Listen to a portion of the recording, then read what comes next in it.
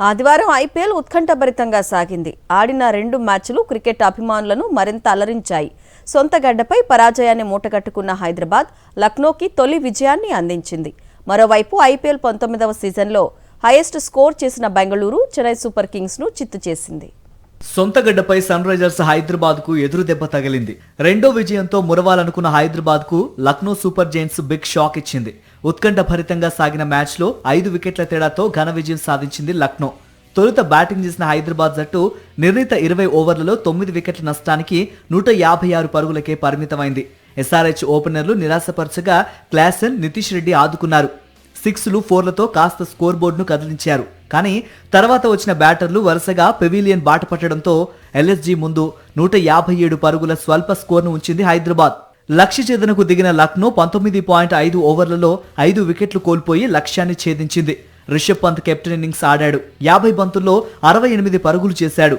ఇటు మార్క్రమ్ 27 బంతుల్లో 45 పరుగులతో అద్భుత ఆరంభాన్నిచ్చాడు.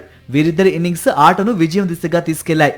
ఇక చివరి ఓవర్లో 9 పరుగులు చేయాల్సి ఉండగా హైదరాబాద్ బౌలర్ ఉనద్కద్ ఉత్కంఠ పెంచాడు. తొలి 2 బంతులకు వరుసగా 2 4లు బాది మ్యాచ్ ను డ్రా చేసిన పంత్ మరో 1 పరుగు కోసం 3 బంతులు ఆడి మరో బంతి ఉండగానే 4 కొట్టి జట్టును విజయ తీరాలకు చేర్చాడు. మరోవైపు సొంత ఇలాఖాలో రాయల్ ఛాలెంజర్స్ బెంగళూరు గర్జించింది.